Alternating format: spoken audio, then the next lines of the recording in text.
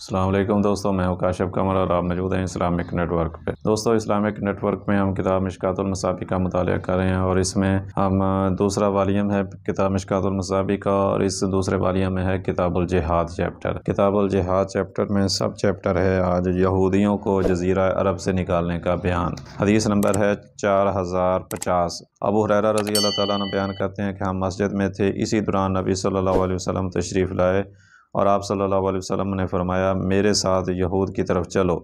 ہم آپ کے ساتھ چلے حتیٰ کہ ہم مدرسہ میں پہنچے تو نبی صلی اللہ علیہ وسلم نے کھڑے ہو کر فرمایا، جماعت یہود، اسلام قبول کر لو، بچ جاؤ گے۔ جان لو زمین اللہ اور اس کے رسول کی ہے۔ میں چاہتا ہوں کہ میں تمہیں اس سرزمین سے نکال دوں۔ تم میں سے جو شخص اپنے مال میں سے کوئی چیز پائے تو وہ اسے بیچ ڈالے۔ حدیث نمبر 4051۔ ابن عمر رضی اللہ تعالیٰ عنہ بیان کرتے ہیں کہ عمر رضی اللہ تعالیٰ عنہ نے کھڑے ہو کر خطبہ دیا تو فرمایا، رسول اللہ صلی اللہ علیہ وسلم نے یہود خیبر کو ان کے اموال پر برقرار رکھا، اور آپ صلی اللہ علیہ وسلم نے فرمایا، ہم تمہیں برقرار رکھیں گے جب تک اللہ تمہیں برقرار رکھے گا، اور میں انہیں نکالنے کا ارادہ رکھتا ہوں۔ جب عمر نے انہیں نکالنے کا پختہ ارادہ کر لیا تو بنی ابو حقیق سے ایک آدمی ان کے پاس آیا اور اس نے کہا، امیر المومنین، کیا آپ ہمیں نکالتے ہیں جبکہ محمد صلی اللہ علیہ وسلم نے ہمیں اپنے گھروں میں برقرار رکھا اور ہمیں اموال پر بھی کام کرنے دیا؟ اس پر عمر نے فرمایا، تمہارا کیا خیال ہے کہ میں رسول اللہ صلی اللہ علیہ وسلم کے اس فرمان کو بھول گیا ہوں؟ تیری کیا حالت ہوگی جب تجھے خیبر سے نکال دیا جائے گا اور تیری جوان اونٹنی تیرے ساتھ دوڑے گی؟ اس نے کہا، ابو القاسم کی طرف سے صلی اللہ علیہ وسلم کی طرف سے مذاق تھا۔ عمر رضی اللہ تعالیٰ نے فرمایا، اللہ کے دشمن،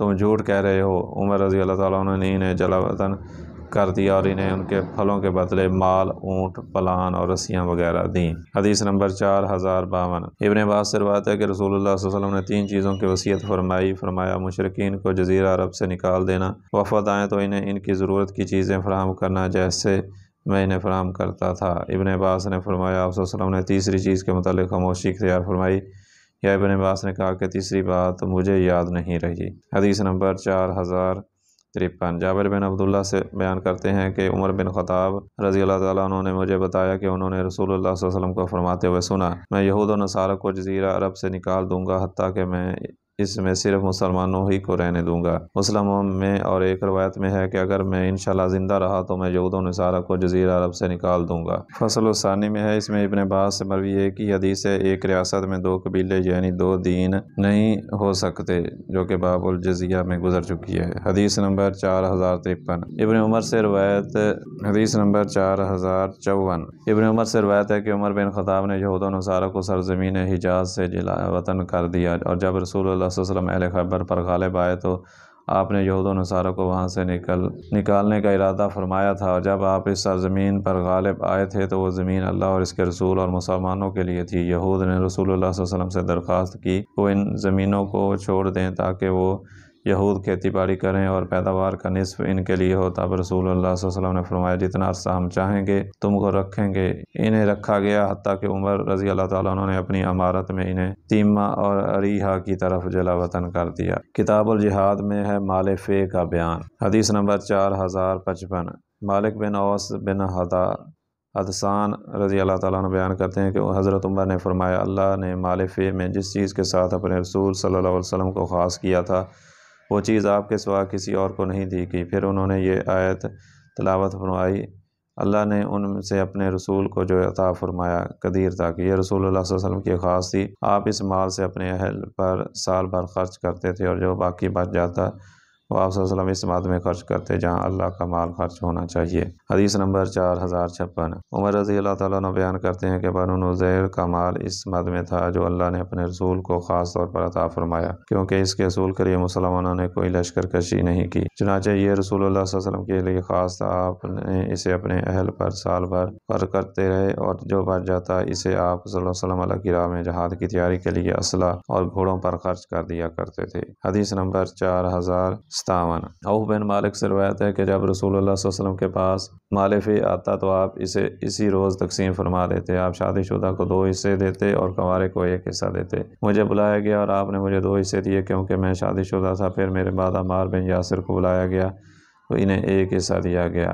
حدیث نمبر 4058۔ ابن عمر بیان کرتے ہیں کہ میں نے رسول اللہ صلی اللہ علیہ وسلم کو دیکھا کہ جب آپ کے پاس مال فے میں کوئی چیز آتی تو آپ سب سے پہلے انہیں عطا فرماتے، جو غلامی سے آزاد کیے گئے ہوتے۔ حدیث نمبر 4059۔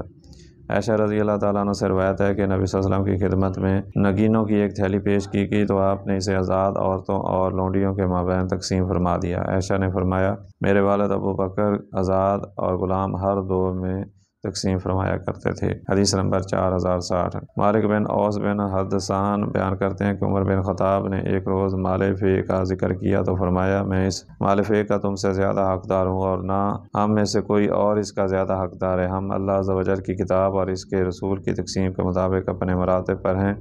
کوئی آدمی اپنے قبول اسلام میں سبقت رکھنے والا ہے، کوئی اپنی شجاعت والا ہے، کوئی آدمی عیالدار ہے اور کوئی آدمی ضرورت مند ہے۔ حدیث نمبر 4061۔ مالک بن اوس بن حدثان بیان کرتے ہیں کہ عمر بن خطاب نے یہ آیت صدقات، زکوٰۃ تو فقراء اور مساکین کے لیے ہے ان حکیم تک تلاوت فرمائی۔ فرمایا یہ آیت ان کے لیے ہے، پھر یہ آیت تلاوت فرمائی جان لو جو تم سے نے مال غنیمت حاصل کیا اس میں سے خمس اللہ اور اس کے رسول کے لیے ہے۔ مسافر تک تلاوت فرمائی، پھر فرمایا یہ ان کے لیے ہے، پھر یہ تلاوت فرمائی اللہ نے بستی والوں سے اپنے رسول کو جو دیا تاکہ وہ فقراء کے لیے تک پہنچے، پھر یہ تلاوت فرمائی وہ لوگ جو ان کے بعد آئے، پھر فرمایا یہ تمام مسلمانوں کے لیے ہیں، اگر میں زندہ رہا تو سیر و حمیر یمن کے شہر کے چراہوے کو مشقت اٹھائے بغیر اس سے اس کا حصہ پہنچ جائے گا۔ حدیث نمبر 4062۔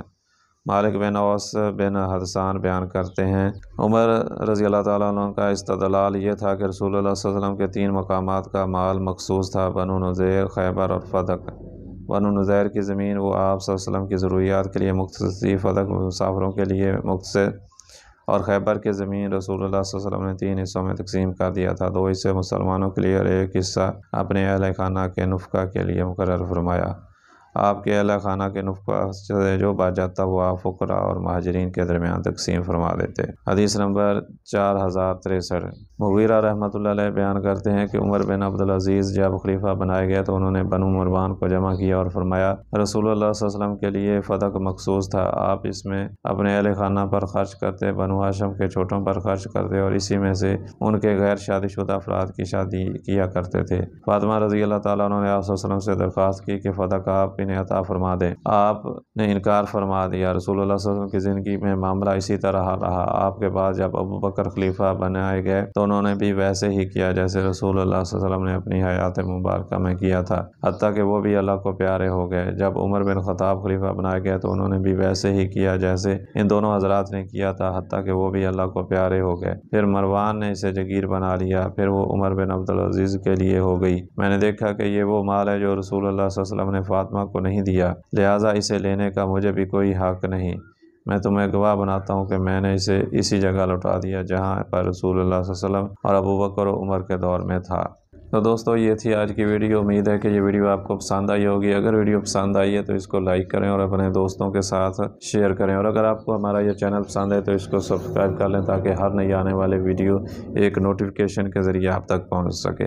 تو یہ یہاں تک ہم نے کتاب الجہاد پڑھا ہے، اور کتاب الجہاد کا جو آخری حدیث ہے وہ 4063 ہے۔ تو یہ بھی کافی بڑا چیپٹر تھا اور اس میں کافی جو ہے مسئلے مسائل جو ہے جہاد کے حوالے سے جو ہے ہمارے سامنے آئے ہیں۔ تو امید ہے کہ یہ ویڈیو آپ کو پسند آئی ہوگی۔ اگر ویڈیو پسند آئی ہے تو اس کو لائک کر لیں اور اپنے دوستوں کے ساتھ اس کو شیئر بھی کریں، اور اگر آپ کو ہمارا یہ چینل پسند ہے تو اس کو سبسکرائب کر لیں تاکہ ہر نئی آنے والی ویڈیو ایک نوٹیفیکیشن کے ذریعے آپ تک پہنچ سکے۔ آئندہ ویڈیو تک کے لیے اللہ حافظ۔